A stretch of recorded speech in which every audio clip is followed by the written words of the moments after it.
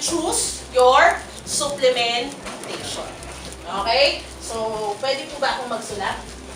Alright. So, lagi niyo kong tatandaan yung word na lab. Okay. So, what sets you sana different? Alright. If you can observe, alright, if you can observe yung sana products, di ba, lalo na kung meron kayong comparative guide, laging hina-highlight ng mga tao yung tinatawag na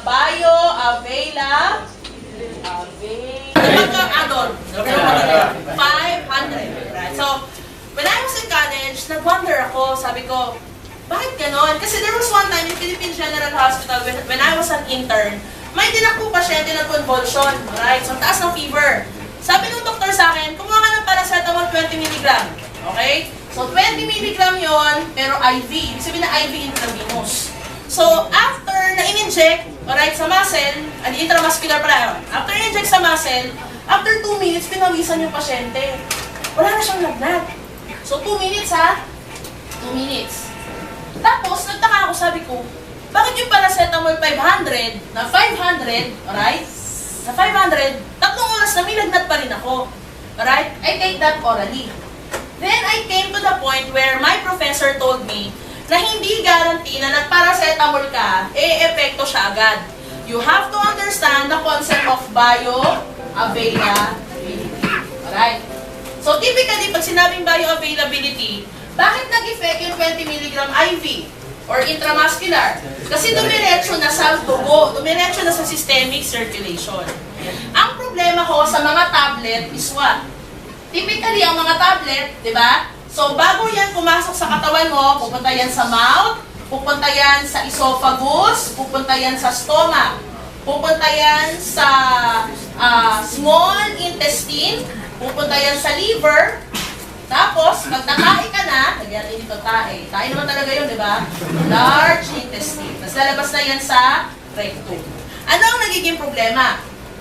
Pag ang gamot, mababa ang bioavailability, ang tendency is like this. Di ba? Pag ininom mo, from mouth, pupunta sa esophagus, pupunta sa stomach. Kung ang gamot or ang vitamins, mababa ang bioavailability, minsan tumatambay na lang siya sa stomach. Kung mababa ang bioavailability, minsan nababawasan ng 50% sa stomach pa lang. Bakit? Some nutrients interact with gastric acid. Okay? Pag nag-interact sa gastric acid, ang matitira na lang na pupunta sa small intestine mo, kadalasan 50. Kung hindi pa yan compatible, kadalasan papasok na dyan 10. Yung 40, pupunta na sa large intestine, tapos minsan ilalabas mo sa, ano nga itong R? Rectum. O kaya minsan pupunta sa kidney. So, ibig sabihin, iniihi. So, ano po ang gusto ko ipaliwanag dito? There are some people who would tell me na, Ma'am Jen, parang ang mahal-mahal naman ng produkto mo.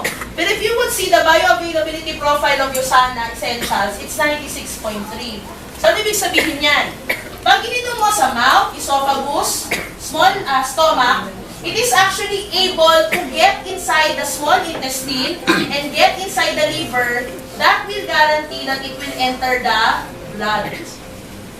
Pag pumasok sa blood, papasok sa cells. So here in Usana, what can I tell you?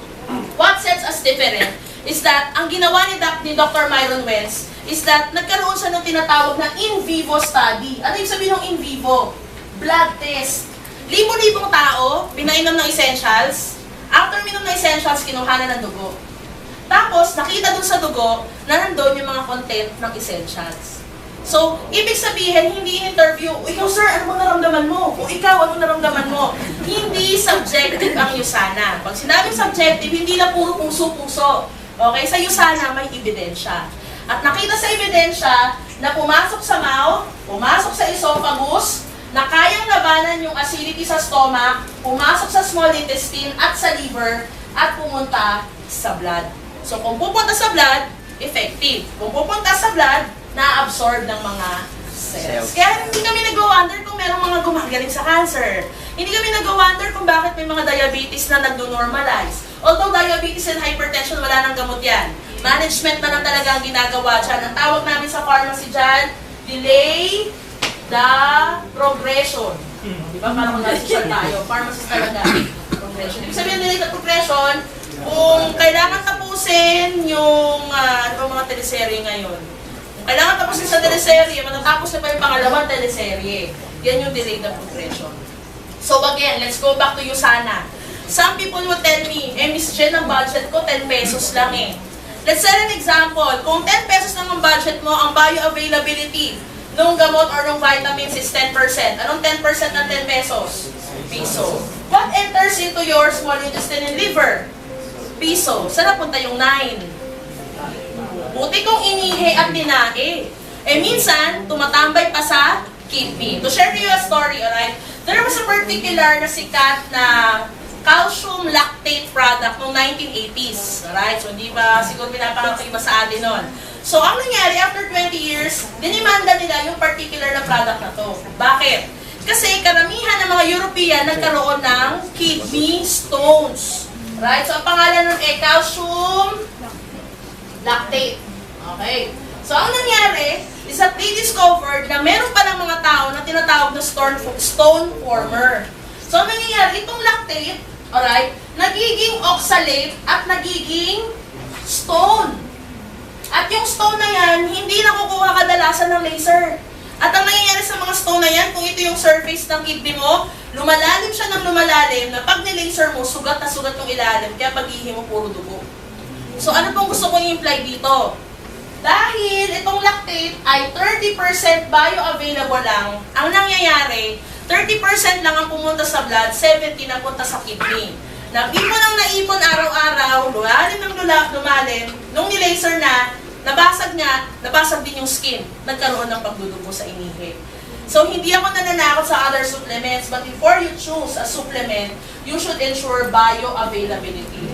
Because the higher the bioavailability, the lower the toxicity. Another thing, the higher the bioavailability, the higher the excretion. Ano po yung sabihin ng excretion? Pag tayo ay iinom ng supplement, sorry, ginawa ko talaga ng estudyante, para ako nagle-lecture. Kung tayo ay iinom kasi ng supplement o gamot, lagi nyo tatandaan yung term na ADME. Okay, ano po yung ADME? Kailangan ma-absorb, kailangan ma-distribute, ayan, ako nagko-chorus na yung mga anak ko. Kailangan ma-metabolize, at kailangan ma-excrete. Ano ibig sabihin? Pag na-absorb ng katawan mo, kailangan mapunta, ma-distribute sa mga dugo, matanggap ng katawan, ma-metabolize, ma-use up, at after magamit, kailangan ma-excrete, kailangan ma-ihi. Maraming supplement, dahil hindi bioavailable, tumambay sa kidney, tumambay sa stomach, kaya hindi ho joke yung mga storya na nung inotopsy. Pagka sinabing inotopsy, patay ka na ha. So hindi pwedeng, anak, magpapa-autopsy lang ako. Hindi pwede.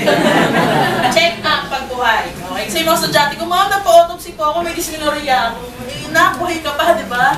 Okay, so, pag nagpapa-autopsy, pag na-autopsy, nakikita nila na naiwan yung capsule shell sa intestine. That's really true. Nakita nila yung kidney, ang daming mga buo-buo ng calcium oxalate. That is actually the result of yung mga food supplement industry na hindi responsable on actually taking the quality of life of their patient. So here in Usana, we established bioavailability. And then another, sige brother, next slide. Some of you would wonder, di ba, sasabihin nyo, bakit yung Usana, dalawa yung bote? Okay, nag-wonder ba kayo? Bakit pinaghiwalay? Paano kaartihan yan? Right? Yung kaartihan na yan, actually, ensures yung dalawang term. Ano po yun? Dissolvability and absorbability. Okay? So it's like this. By basic chemistry po kasi, ang mga minerals are highly reactive. Ibig sabihin, hindi yan tatalab kung hindi compatible. Kung hindi kayo parehas ng vision, hindi kayo parehas ng gusto, hindi kayo magkakasundo. Parang gano'n ng mga minerals. Maraming food supplement industry, ang ginagawa nila is hindi nila kino-consider yung compatibility. So, ibig sabihin, pag hindi compatible, hindi nagkakasundo, hindi na di-dissolve sa katawan. Inyo sana, kung nakita niyo po yung video kanina, di ba, meron tayong tinatawag na dissolving apparatus. Ano ba tamang term natin dyan? There's a specific apparatus na dissolution apparatus. Okay? Yung dissolution apparatus na yon, every batch ng Usana products, pinapasok dun sa chamber na yon, tapos binibilangan kung ilang minuto bago matunaw. here nyo sana, we take that seriously. Para wala tayong mabalitaan na pag in-autopsy, uy, may nakita ko Usana, pero pa talagang tag ng Usana. That will never happen with Usana. Bakit? Kasi meron tayong dissolution profile.